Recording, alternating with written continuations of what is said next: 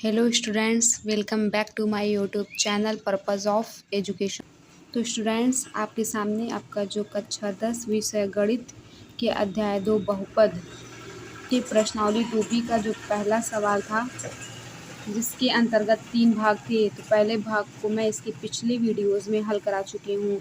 ये वाला भाग अगर आप उस वीडियो को नहीं देखे हो तो आप उस वीडियो को भी देख सकते हैं। ये पहला भाग था।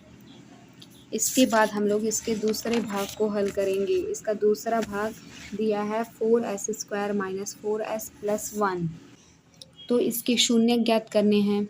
जो सब ये दिया है कि निम्न बहुपदों के शून्य ज्ञात कीजिए और शून्यकों और गुणांकों के बीच संबंध की सत्यता जांच कीजिए। तो ये आपका द्विघात बहुपद है। सबसे बड़ी घात यहाँ 2 है, ये आपका द्विघात बहुपद है। और इसके शून्यक जो होंगे वो भी 2 होंगे। तो शून्य ज्ञात करना है और शून्यकों और गुणांकों के बीच जो संबंध होता है उसको भी जांच करना है। एक योगफल का संबंध होता है और एक गुणनफल का होता है। तो पहले चलिए शून्य ज्ञात करते हैं। तो शून्य ज्ञात करने के लिए पहले क्या करते हैं, पहले अभाज्य गुणनखंड करते हैं। जैसे इसके पहले भाग में अभाज्य गुणनखंड किया गया था।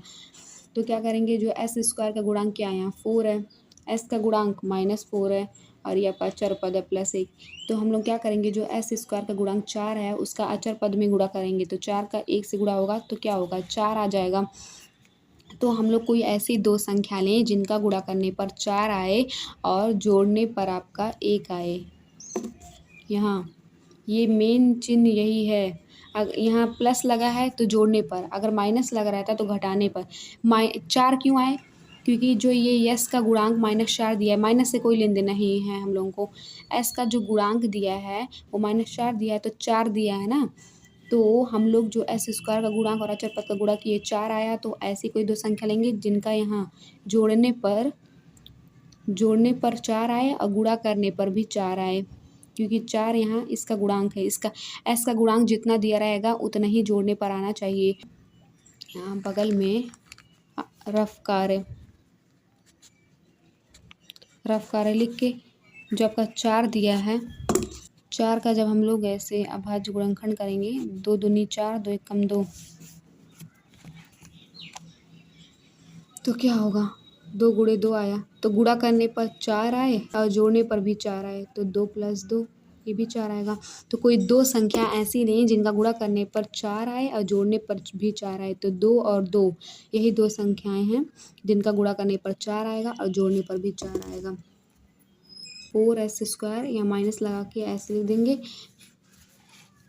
कोष्ठक लगा देंगे।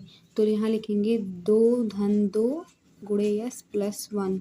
तो इस पर कोई प्रभाव पड़ा, 2 को जोड़ेंगे तो 4 फिर से आ जाएगा। तो 4s² - 4s + 1 ऊपर की तरह हो जाएगा। बस इसका रूप बदल दिया गया, लेकिन इसके मान में कोई परिवर्तन नहीं हुआ। तो हमेशा अभाज्य गुणनखंड जब भी करते हैं, जो आपका s² का गुणांक दिया रहेगा उसका अचर पद में गुणा करेंगे, जितना आएगा। तो कोई ऐसी दो संख्या लेंगे कि उनका गुणा करें तो उतना ही आए, फिर जब जोड़ें तो ये जो s का गुणांक दिया उतना आए। उसके बाद आप क्या करेंगे, माइनस से 2 में गुणा करेंगे तो -2 हो जाएगा और s से गुणा करेंगे तो -2s हो जाएगा। फिर यही माइनस प्लस -2s बाहर निकाल दिए।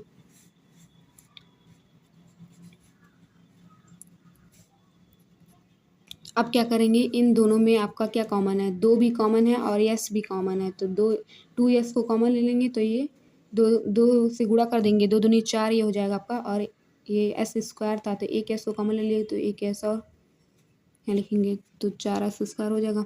और यहाँ 2s को कॉमन लिए थे तो यहाँ 2s था तो यहाँ -1 हो जाएगा। अब यहाँ देखो 2s और 1 में हम लोग 1 को कॉमन लेंगे। तो जो 1 को कॉमन लेंगे तो यहाँ 2s लिखा जाएगा।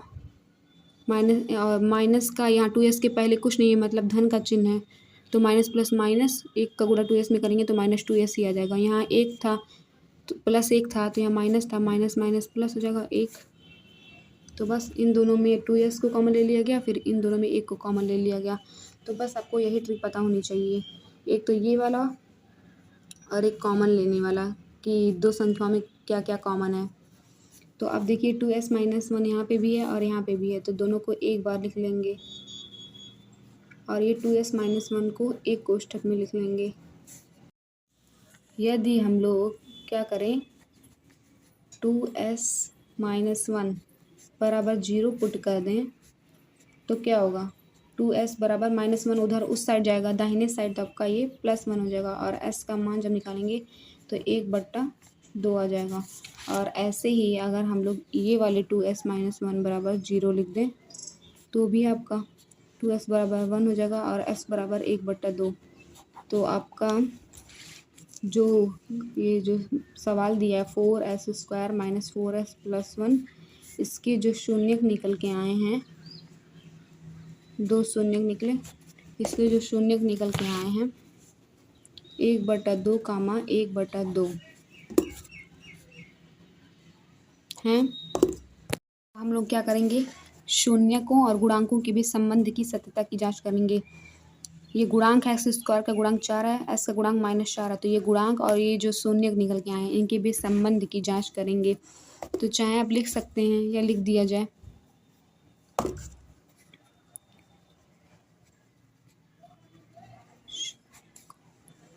तो शून्यकों और गुणांकों के मध्य संबंध की सत्यता की जांच करेंगे कि इनके बीच जो संबंध का सूत्र बताया गया क्या वो सही है। तो पहला सूत्र आपका बताया गया है शून्यकों के योगफल का। शून्यकों का योगफल बराबर होता है -x का गुणांक बटे x² का गुणांक, यही सूत्र होता है।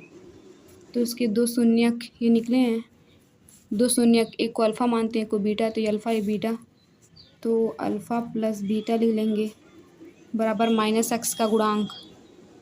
-x यहाँ x की जगह पे जैसे कि यहाँ हम लोग इसको ऐसे भी लिख सकते हैं ना, 4x² - 4x + 1। ये जो आपका सवाल दिया था 4s² - 4s + 1, इसको हम लोग ऐसे भी लिख सकते हैं 4x² - 4x + 1। मतलब कि जो ये यस है उसकी जगह पे यक्स लिख सकते हैं। तो वही काम किया गया है। यक्स जो आपका चर संख्या थी, यहाँ पे यस चर संख्या इस सवाल में, तो यहाँ -x का गुणांक नहीं लिखे, -s का गुणांक बटे s² का गुणांक।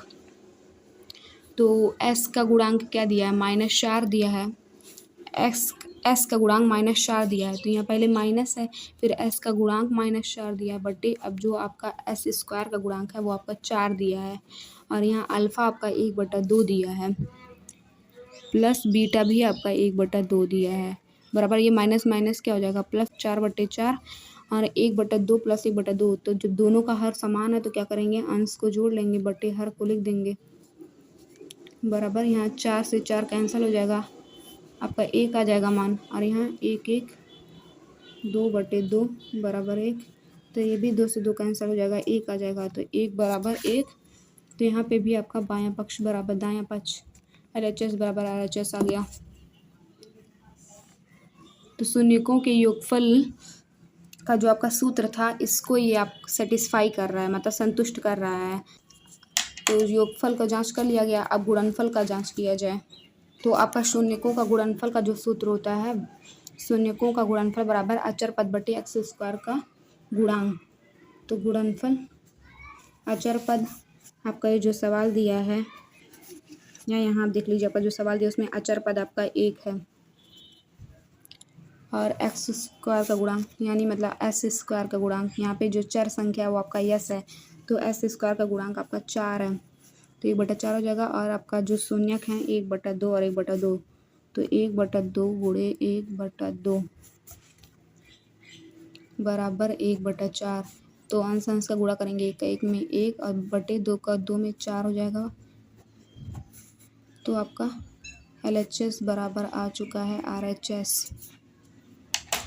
तो ये जो आपका गुणनफल का जो सूत्र है उसको भी ये संतुष्ट कर रहा है। यहाँ आप लिख सकते हो हैंस प्रूव्ड। शून्यकों और गुणांकों के बीच संबंध की सत्यता की जांच करनी थी, तो ये आपका जांच हो चुका है, प्रूफ हो चुका है, यस, अतः सिद्ध हुआ या हैंस प्रूव्ड, कुछ भी लिख दीजिए। तो दूसरा सवाल आप फिर से देख लीजिए, आपका ये दूसरा सवाल दिया था, इसका पहले हम लोग अभाज्य गुणनखंड कर दिए हैं। तो s² का गुणांक 4 था, फिर अचर पद में गुणा किए, 4 आया, फिर उसका हम लोग रफ कार्य किए।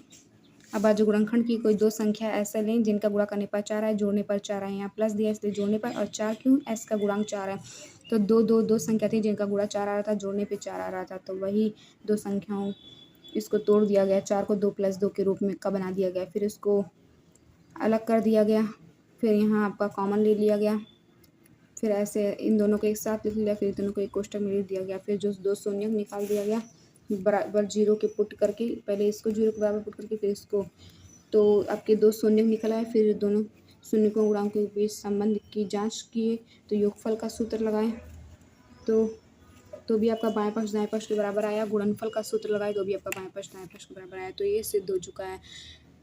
तो शून्यक भी आपका निकल चुका।